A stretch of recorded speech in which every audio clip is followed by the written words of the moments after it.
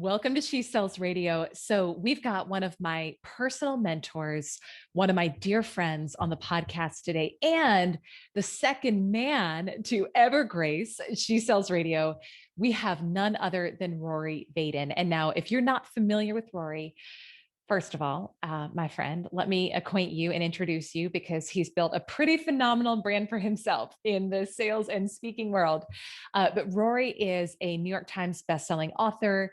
He has been inducted into the Speaker Hall of Fame. He's one of the best speakers in the world. He's the co-founder of Brand Builders Group. But beyond that, I'm really honored to call him a friend, someone I've had the privilege of working with for years now, and someone who's just taught me so much about how to sell, how to build a brand.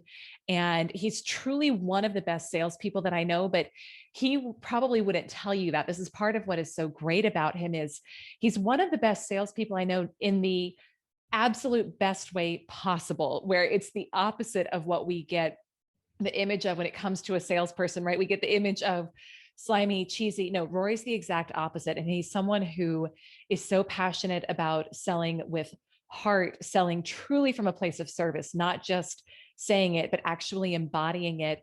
And he goes to show, he sets the example of how we can make a lot of money, sell a lot, but do it with authenticity and integrity. And so I wanted to have Rory on the show today for a number of different reasons, but he's really one of the first people who I found a sales approach that resonated with me and didn't feel gross and didn't feel slimy. And because of that, I actually joined up and worked with him if you've heard my story, you've heard about how I was a partner in this 8-figure international sales coaching organization. That's a company that Rory co-founded. So I got to work with him and his wife, AJ, in that company. AJ was on episode 86 of She Sells Radio. So go back and listen to that because it's phenomenal. And she's one of the best female salespeople I've ever met. They're talk about power couple, right? Absolutely amazing. But I really got to study under them and learn from them. And so it was such a cool full circle experience and honor to bring him on today to share with you about his perspective on sales and specifically some of the things he's learned about sales from his wife AJ and from his mom. So we cover a lot of really, really great things today, but I think some of the things you're going to take away that are going to really speak to you are one, how do you hit that first 6 figures in sales? So if you haven't done it yet, Rory's going to give you a little pep talk about what's holding you back and is going to help you just release any limitations or restrictions that you've been putting on yourself. We talk about a lot of how do you master your mindset with sales, and then how do you overcome any fear in selling as well. And part of what's fun about this interview is Rory and I have different approaches to some things. And that's part of why I wanted to bring him on. I talk a lot here about the feminine approach to sales and leaning into intuition and letting it be easier and receiving and letting things come to you. And a lot of the stuff that really lights me up is like, how do we set our financial frequency at the level where money comes to us? Rory's brand is all about self-discipline, though. And that's what he wrote his first book about. And so when you hear Rory speak today, you're going to hear more of that masculine perspective on sales. You're going to hear some differences in how we think about money. He's not a debt person. I am a leverage debt when you need to get to what you want. So the main thing I want you to take from this, though, is think for yourself. Think for yourself and that blend of the masculine and feminine, regardless of what your gender is, that's where your real power is. Okay. So I think you're going to get so much out of today's interview. It was such an honor for me to have him on the show. He's changing the world, especially with the work he's doing now with Brand Builders Group. And he's an amazing, phenomenal individual. You're going to love the interview. So let's go ahead and get into today's episode with none other than Rory Vaden. Rory Vaden, welcome to She Sells Radio. This is probably one of the interviews I've been most excited for a really long time. And I'm so pumped to have you here today.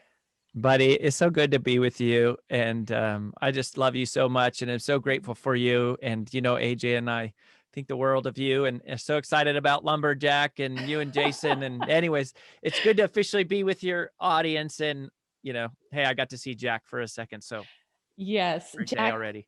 Jack was wanting to host the show today, and I said, we must learn your first words first. But I bet in a year he'll be back and he'll be ready to interview you. It'll be your biggest interview yet, Rory, no doubt. So Totally. get excited, get excited. But no, this is so fun. And it's, so many of my listeners know of you and they know you and AJ in my life, but this is so full circle because how you and I first connected was I started listening to your old podcast, Daily Discipline, like back in the day. And Yeah. yeah, like throwback, but it was my first really exposure to personal development. And I'd never encountered those principles before, but I was at a tough place in my life and there's just a lot of stuff that wasn't going well. And I started listening to your podcast and it shifted everything for me. And long story short, I decided to reach out to you and AJ, and I was like, I'm going to stalk these people and get to know them, and they're freaking awesome, and I just need to know them, and stalked you well enough that I got the opportunity to work with you at our old company, and had so much fun and learned so much from you guys there. And now getting to be, a part of Brand Builders Group, it has been quite a journey, and both you and AJ have been such amazing mentors to me, and like aunt and uncle to lumberjack. And we're just so grateful. I'm so grateful for you in my life. So that was a long preamble to how happy I am to have you here today. Well, thank you for that. Yeah. Well, I'm excited about this. So, let's talk about, I guess, personal branding for the She Sells woman. Yes, let's do it. I love it. Yeah. And one thing I want to do too, just as we get into it, because so many of my listeners are excited about building their brand and they're also excited about selling more. Mhm. I want to kick it off though, because a lot of this is going to be you obviously sharing your wisdom. But I do want to ask you first, because your wife, AJ, who is co founder of Brand Builders Group and CEO, she was on the podcast too for episode 86. So if you're listening and you haven't heard episode 86 with AJ Vaden, how to become $1 million sales producer, go check that out. I mean, Rory, you're a sales powerhouse and so is AJ. So I want to hear from you first. What would you say Mm. is the number one lesson that you have learned from AJ in terms of how to be a top sales producer? Oh, from AJ. Oh, this is a good one. You should have prepped me for this. I have zero. Um, I know I haven't prepped you at all. I'm surprised that with you. I, That's fun. that y- I mean, here's the thing. So one of our slogans at Brand Builders Group is that reputation precedes revenue, right? That reputation, you don't have a revenue problem, you have a reputation problem, which means either not enough people know about you or the people who do know about you don't trust you enough. And I would say that word reputation is largely inspired by me watching AJ, not as my wife, um, and not even as my business partner, but as a salesperson. AJ built her career on reputation based on the idea that she would do for clients whatever they needed, regardless of whether or not she was paid for it. And what happens is when you do whatever is needed, regardless of if you're paid for it, eventually you get paid for it very well. Mm. And you always get paid for how hard you work. Sometimes it's now, sometimes it's later, but always eventually. I talk about that in my very first book, Take the Stairs, about this kind of slinky effect where, the work happens first and then the results follow. And that is true. And everybody in sales, the biggest mistake they make is they think short term. They, first of all, they're self-centered. That's their number one problem, is they're completely self-centered. They're focused all on them making the sale, them making the commission, them saying the right thing. And they should not be self-centered. They should be service-centered. And then the other problem, which is part of this, is they're thinking short-term. How can I get this sale? How can I get this dollar? How, is this worth my time right now? And what AJ does, and she's truly the greatest salesperson that I've ever met. And I have been around people who were record holders for, record breakers at 100-year companies. I was the all-time record holder at a company that's been around for over 100 years. We've seen lots of direct salespeople, but AJ is the best salesperson that I've ever seen. And it is because she is constantly saying, what is in my client's best interest for the long term? And trusting that if she delivers for them as much as she can today, that sooner or later it will pay off. And I think when I look back at our life, Our life is somehow evidence of that, where it's like we constantly feel like we're doing more than what we're getting paid for. And yet when you look back over the course of your journey, you go, oh my gosh, like our life is unfair. It's unfairly blessed. It's amazing. And I think it's a lot because of her personal philosophy of what we say is we never sacrifice long-term reputation for short-term revenue. And Mm. that's a AJ Vadenism. I love that. Yeah. And, what you're sharing too, just that long-term perspective and taking care of people. I think for so many of my listeners, that is a very natural thing. Yet unfortunately, it almost gets bred out of you by either your corporate sales training or the stuff that you watch, because you're right, it is so focused on it's everything, right? Like get the sale, get the sale, get the sale. What's the bottom Yeah, line? Did you quota close? So it's this week. quota. Yeah. And it's so stress creating for everyone, right? And so the approach that you shared, which I love that you shared that about AJ, and I know that's your own personal philosophy too, because I've seen it in you, is it almost feels too good to be true for people. They're like, wait, can I really, like, can I hit my goals and do it this way and not have to use some gross closing technique? And what I'm hearing you say is yes, you can. Well, yeah. Number one, I would say if you can't, then leave. Right? Mm. Like if you can't, if you work in a place that is that way, then just leave. And there's a ton of them.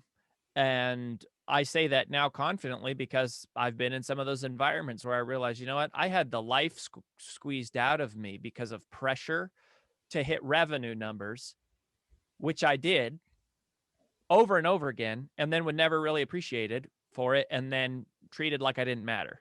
Right. So I've seen situations like that. I've been in situations like that.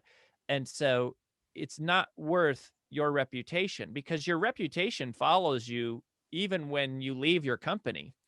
Um, when we started Brand Builders Group, yeah, we have lots of clients from our past lifetime. Now there's a window where we couldn't have certain people as clients, and so for that window, we very much abided by that. But now it's like we got people flooding to us from all different places from our past lives and different things that we have done because of our reputation. And it's like they're not following the person.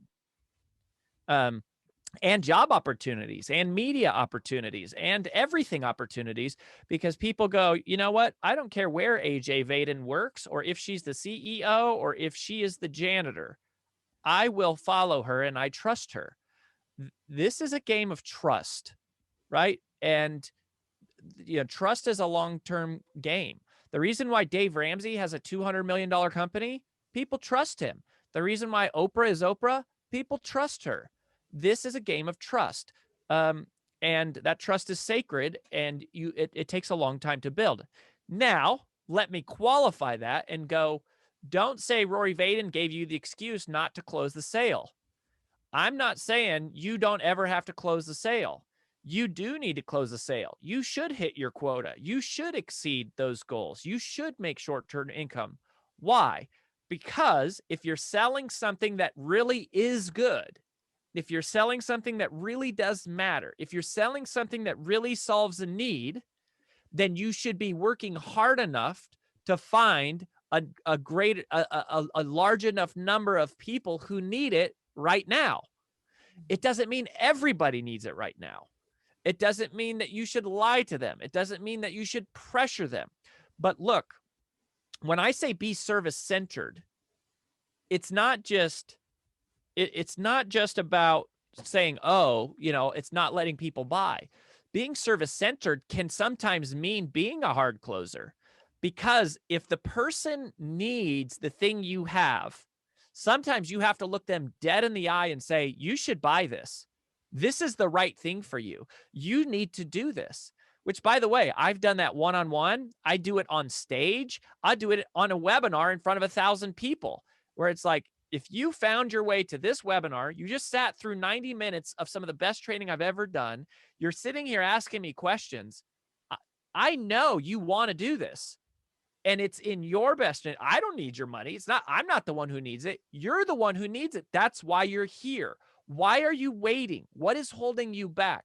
But I'm not doing that out of a place of of selfish interest or self-centeredness, it's still making a stand for the other person. It's very similar to this, right? Where it's like, look, if my brother was doing drugs, I would say, stop doing drugs, you idiot, Mm. right? I would say, stop doing that. Like, I'm making a stand, not because of what is best for me, but because of what is best for him. Now, there will be times also where I tell people, you shouldn't buy this. We're not the right fit for you. You're not ready for us yet, or we don't do exactly that. I know you want me to say that that's what we do, and we kind of do it, but I'm telling you, it's going to lead us both down a road that isn't the right fit. You're not the perfect fit for us. Mm. Um, and so we don't. So it's not service. Being service centered is not permission to be a weenie. It is permission to stand strong in the service of another person, which means to help them make the decision that is best for them. Sometimes the answer is yes, you should buy. Sometimes it is no, you should not. Never is it maybe.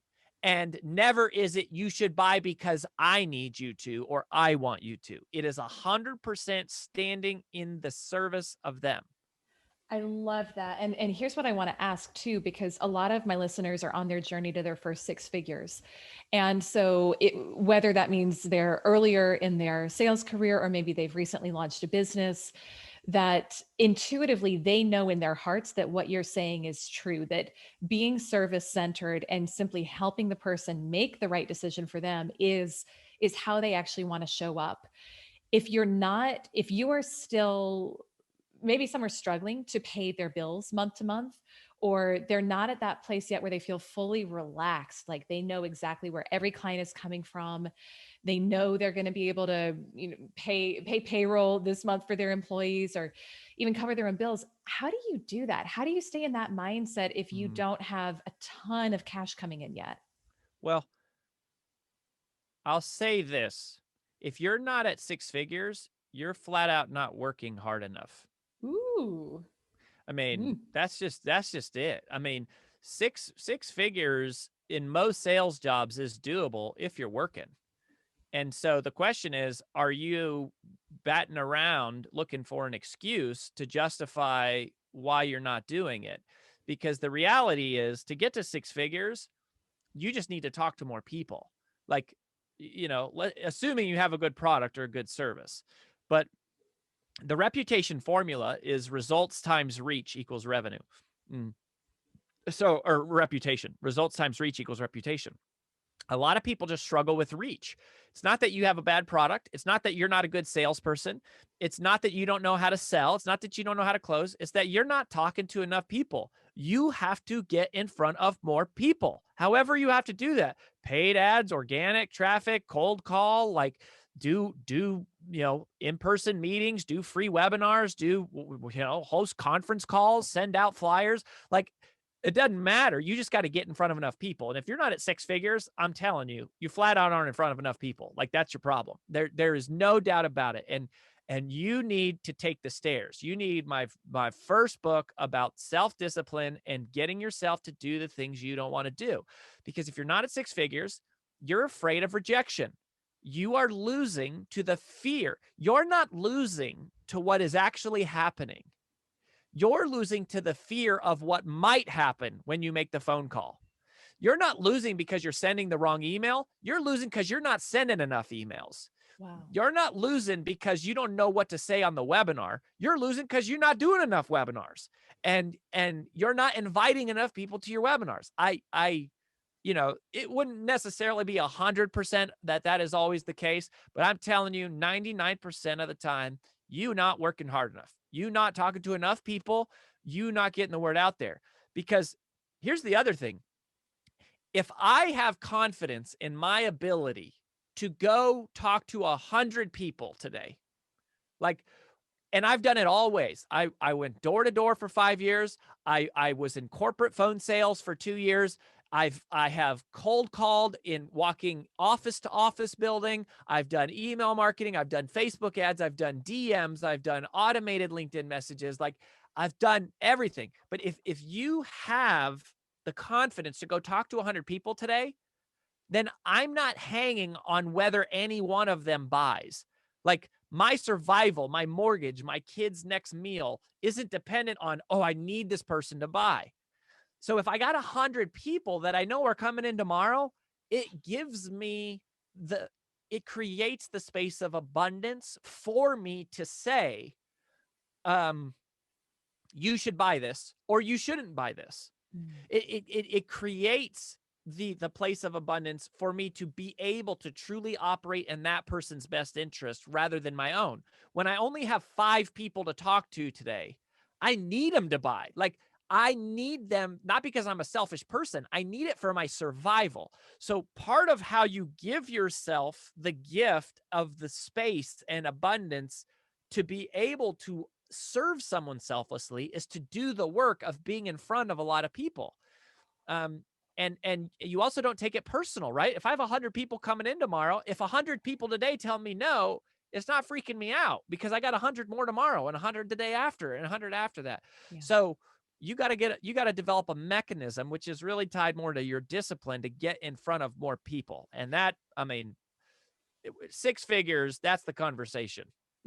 That's that's so good. I'm gonna save that and replay that if anyone needs a good butt kicking because they're commiserating about how they don't have enough money. But it's so true. And part of what I love about what you shared there, Rory, is that we talk a lot about abundance mindset, and I'm big on feeling it. And I've got meditations I recommend for my clients to listen to. But part of abundance mindset, it comes down to the pragmatic, the action, like just literally doing the physical activity to have enough opportunities lined up where you're not at the mercy of any one person saying yes or no to you. So it's kind of like we talk a lot on the show about like masculine and feminine, right? So masculine energy is very linear, logical. It's about action. It's about structure. Feminine is more about receiving. It's about creativity. It can be a little bit more illogical, sometimes in a good way, sometimes not, but it's the both, right? So the way that I'm hearing what you're saying and what I like about it is it's kind of this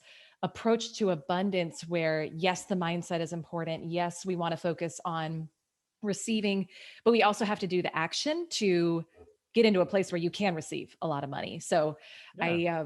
I Well, love yeah, that. Mm-hmm. Go it ahead. definitely it definitely is that way. But and abundance comes from faith, right? It comes from faith that, and I've been in this position before. It's not faith of going, I have enough money today that my needs will be taken care of. It is faith to go, if all the money I had was taken away, I have enough faith in God and in myself that I would build it all back. Yes. Right? So it's Yes. the same thing with a sale, right? It's not just it's faith that it's like I don't need any one sale because I believe in God and the universe, whatever you want to call it, and I believe in myself enough to do the work that I will create the sales that I need.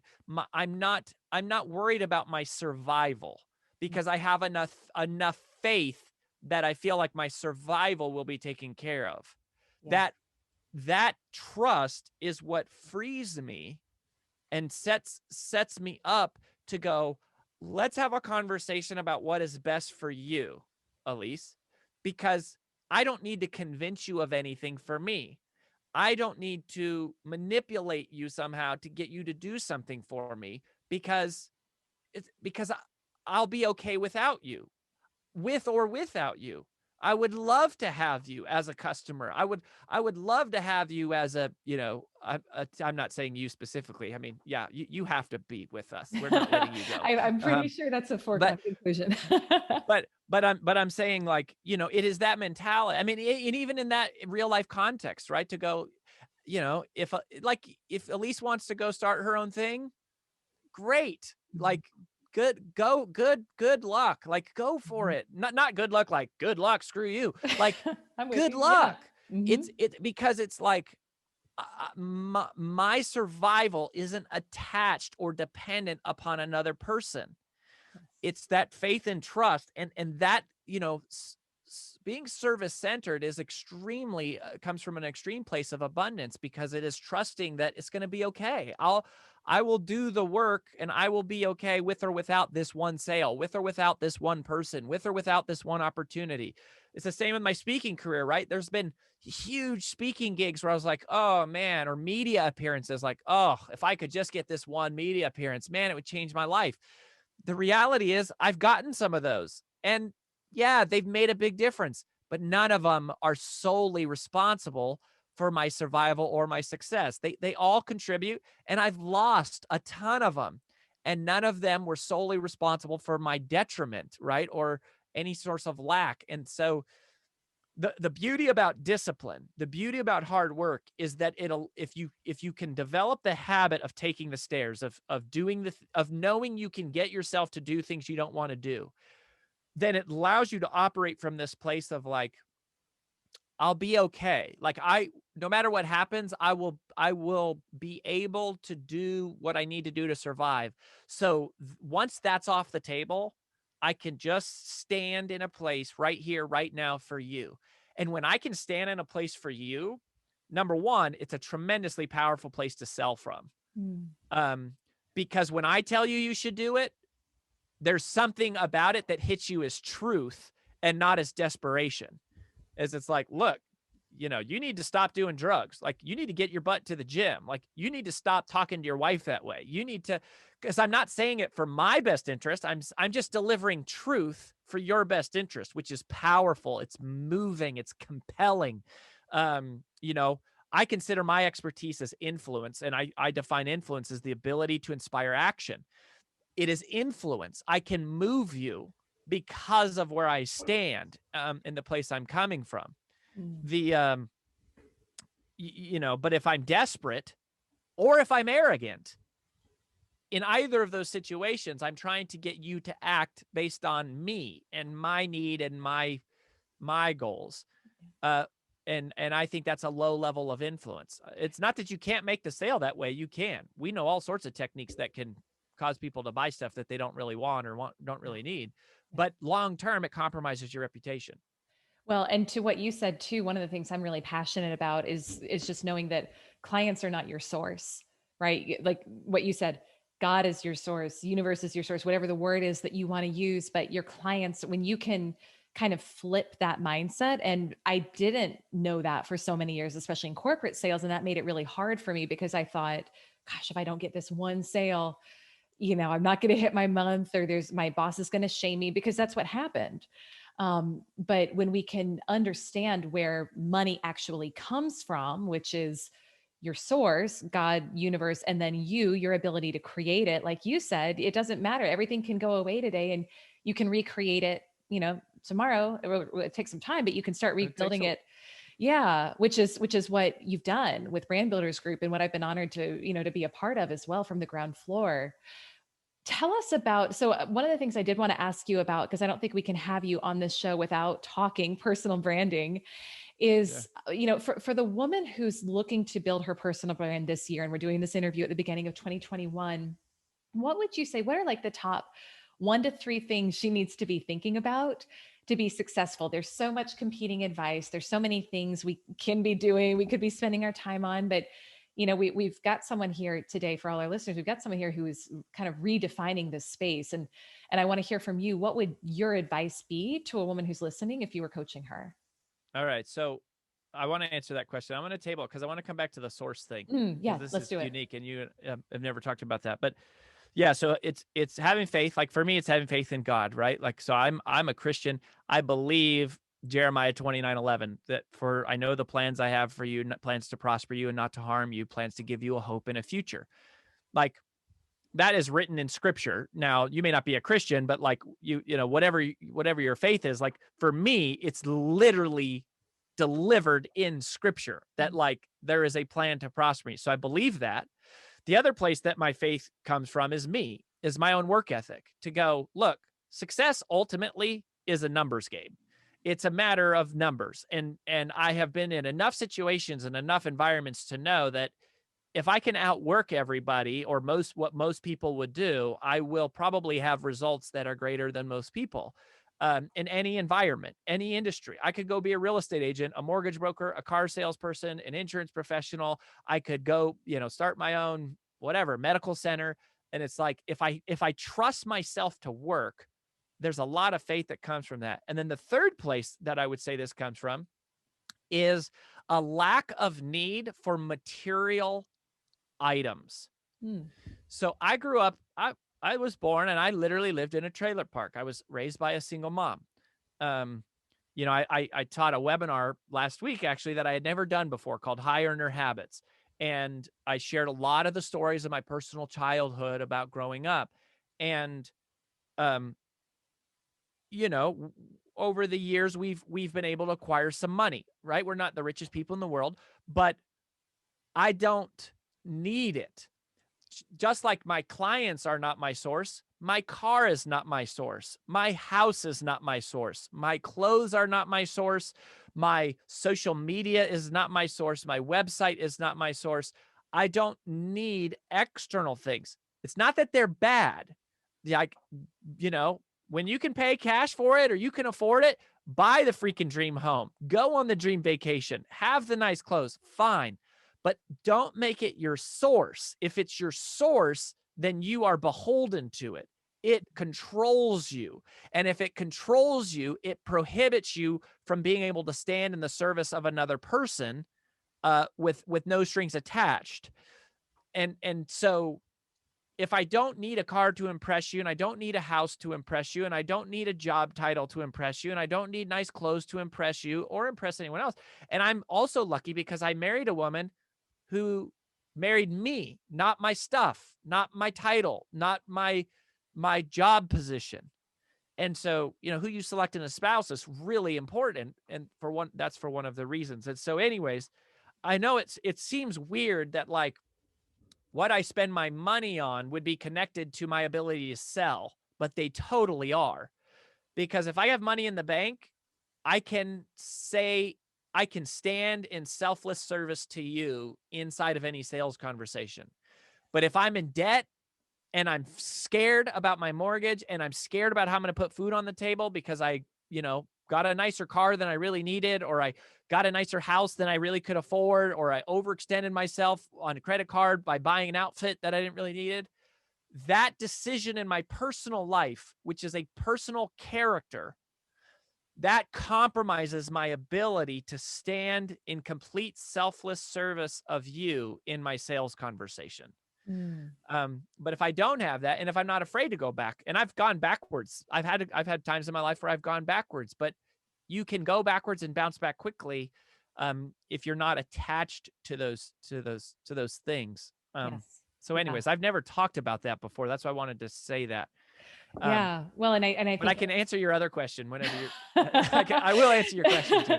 Yeah. No, I love that, and I just want to say too, to kind of add on to what you're saying, because this is a fun conversation for me. So I love that you went there. I think a very off script conversation. It's totally off script. Yeah.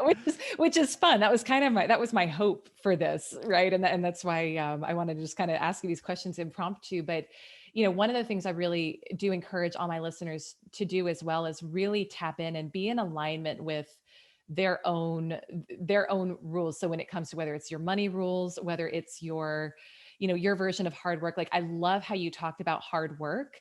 And I think that's something that I've really learned from you, like the power of self-discipline. And that is so much of the book, Take the Stairs. And I want to do an asterisk, because I think for a lot of women specifically, the way that we see hard work is it basically blows out our adrenals. So when we try to work hard the way we see a lot of men doing it, or the way we see like the hustle, the grind, the like just push until you're, until like push one more. And there is value to that. However, there's two different ways to do it. You can do that in a way where you're not tapped in and tuned into your actual source and your power, and you're literally just like draining your lifeblood out of you. To me, my experience has been that doesn't work. That ends up with you exhausted. You're not powerful in your conversations. You're not showing up best for yourself or for your clients. Mm-hmm. But you can also do it in a way where you're continuously getting tapped back in to your source. So one of the things I always talk about with my clients is staying in alignment with how they're feeling while they're doing the activity. And if you're doing, like right now, I'm doing a push for a masterclass I'm filling next week. And it's a lot of outbound. So it's a lot of exertion. It's a lot of outbound. In the past, I would have just done it and done 100 of them without stopping and taking a break, because I thought that was the only way for me to get success. And I would have probably, the last 50 outreaches I did would have been, I wouldn't have gotten anything from them because they would have been so uninspired. So now it's about being able to tap in and start to feel, okay, when am I starting to feel like this is heavy, like this is exhausting, like I don't want to actually talk to this person?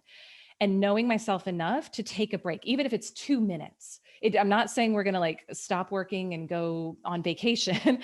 I'm saying know when to pause and re-energize. And whether it's like taking a walk outside for a minute, or meditating, or having a glass of water, and getting re-centered and re-energized. So I just want to make that distinction, because I don't think that's taught in most corporate sales and most business training that I've seen. And it's so important, because that's what allows you to have, my experience has been, that's what allows you to go for the long term, is knowing how to refuel and re-energize. Has that been, is that, I don't know if you'd add anything to that, but I think especially for women, that's important. Well, I think what it makes me think of is, you hear a lot about the hard work and the hustle and the grind, Yeah. and that, um, to me, there's a big distinction in take the stairs. Take the stairs is not do more. It's not work. It's not even work hard. It's discipline. There's a very big distinction between discipline and hard work. Like hard work is about the intensity of it and the volume of it, the amount of it. Discipline is do the thing you should do even when you don't feel like doing it, right? Like I'm not saying go run a marathon. I'm saying work out 10 minutes every single day. Um, right? So the difference, that's the difference, is it's not about the volume. It's about listening and going, what is the activity that, if I'm honest with myself, I am shying away from because I'm afraid, not because I'm tired, not because I'm overextended, but because I am scared. Um, that is the difference. You only need to spend a few minutes per day on the right activities to be successful. Most of us become experts at spending 12 hours creating stuff for ourselves to do as a way of completing a bunch of menial, trivial tasks so that we feel productive. Meanwhile, it's a giant scheme to avoid doing the thing we know we should be doing that we don't feel like doing. This is what we call creative avoidance in Take the Stairs. That is the definition of creative avoidance. But discipline is like, most of us, I mean, heck, if you're selling, here's an example. When was the last time you called through your past customers just to say hi? That's discipline. That doesn't take a long time. But if you call through your past customers and you get referrals from them, you can do more in 2 hours of doing that than you could do in 2 weeks of cold calling. But Yes. some of us are afraid to call our past customers because we know we screwed them on the front end. And we're not totally convicted that they bought the right thing and had a great experience. And we're scared to even talk to them and to face them and acknowledge what negative experience they might have had. We're fearful. But when you do everything with the long term and with reputation, you call them, and every time you talk to them, they're like, hey, I got 3 people I need you to talk to. That's discipline. That's reputation. That's long term. That's not work until your eyeballs bleed. Yes. There's a total difference. Oh my gosh. Thank you. I love that. Yes, I love that. It's intentionality. And that's, I actually just got off a call with a guy earlier today who was like, I feel like I'm just doing all this activity because it's what I'm being told to do, but I don't know if it's actually doing much of anything. And I love that you shared that, because it's being intentional and disciplined in that way, right? Like you said, doing the thing we're scared to do. That's what it's really about. So thank you for And that. and Yeah. and and my rant earlier about the work hard thing, Yeah. I would say that was for 6 figures. And that's what I'm saying. Like, sweetheart, if you're not at 6 figures, you're not working that hard. You're fooling yourself. You're not burnt out. You're doing either the wrong things, or you're scared of a bunch of stuff that you're avoiding, and you're coming up with some victim story. Mm. Now, beyond six figures is different, right? Now, once you hit six figures, you talk about going to $250,000, $500,000 a year, eventually seven-figure earner. Those are different. Those are different stories. But like typically, you're not burning out at less than six figures. If you're burning out, you're doing the wrong things. Yeah. Um, but chances are, it's like you're just not doing the things, and you're what you're burnt out on is failing and not succeeding and losing to yourself and giving up. So, the game of six figures is like figure out the few activities that works and do them relentlessly until you get success, um, until you get to six figures. Now, what got you to six figures won't get you to 250. And what got you to 250 won't get you to 500, won't get you to 500,000, won't get you to 1,000,000. In fact, we just did an interview on my podcast with a guy named Cameron Harold where we talk about the ones and threes, that there's checkpoints at every ones and threes. So you can get from basically, it takes us a certain level of skill to get to 100, but but then at 300 it's different. But then from 300 to 1,000,000 is about the same. But then to get from 1,000,000 to 3,000,000, it's very, it's like it's different. Actually, I think it's the way it's at the 100 to go from 100,000 to 300,000. You just kind of need to be more efficient at doing what you're doing. But to go from 300,000 to 1,000,000 will be a bunch of retooling and shifting. Mm. And then you can get from 1,000,000 to 3,000,000 by being more efficient and streamlined. But to go from 3,000,000 to 10,000,000 is a completely different set of paradigms and operations and processes and people and thinking. But, that first mark of six figures, that's pretty much like being honest and being real about you're doing what actually drives results, and just being honest with yourself and being clear on what they are and going after and doing them. Yeah, that's so good. That's so good. And I would say too, for everyone listening, listen to the Influential Personal Brand podcast that Rory and his wife AJ co-host, because there's incredible interviews like that one with Cameron Harold. And especially because initially I was like, let's talk personal branding on this interview. And I love that we did it, because we did kind of, but we went in a different direction, which I love, because to me, it was way more powerful and important for my audience. But if you are wanting to learn personal branding from Rory and AJ and just hear from some of the top personal brands in the world, listen to that podcast, because it'll blow your mind. There's so much value there. I want to ask you, so two final questions, and thank you to Rory for being willing to just go totally off script with this, because this was really fun. This is not an interview you would hear anywhere else. I've never done an interview like this before. Yeah. With someone. This was really, really good. So I want you to tell everyone where they can connect with you. And then I've got one final question for you. Yeah, of course. Well, so if you want to connect with me personally, you can go to roryvadenblog.com. I do a video on influence every single week. I consider that my area of study is influence, whether it's influencing yourself, influencing another person, a group of people, or a community. So roryvadenblog.com. Of course, you can request a free call with our team if you want to learn more about building and monetizing your personal brand. If you go to freebrandcall.com/EA for Elyse Archer, freebrandcall.com/EA, and you can talk with our team about how we help people build, and monetize their own kind of personal brand. But so yeah, I would just say roryvadenblog.com or freebrandcall.com/EA. Thank you. And guys, check out Rory and follow him. Like I said, like he's been one of the most influential mentors in my life and has literally transformed the trajectory of my life, of my family's. Like Jason and I look up to you and AJ so much, and so much of even just our marriage and how we model it is based upon what you guys have taught us. So thank you for that. And thank you for the opportunities you've created in my life.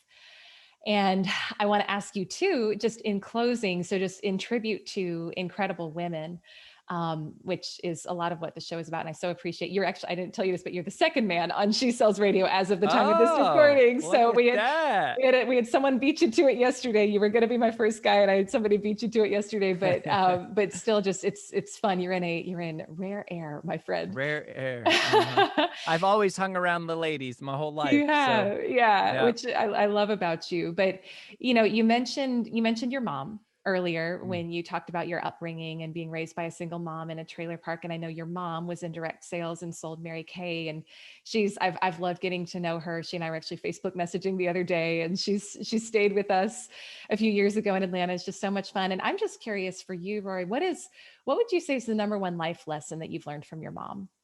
Mm. Wow, you didn't prepare me for these at all, Elyse. Um, you know, I the biggest thing that comes to my mind is uh unconditional love. And I what's awesome about that is, even though I never had a father, I tell a story about meeting my dad and my adopted father, who, has really been my dad for the last 25 years, but I didn't meet him till that didn't happen until I was 10 years old. Um, my mom is unconditional love.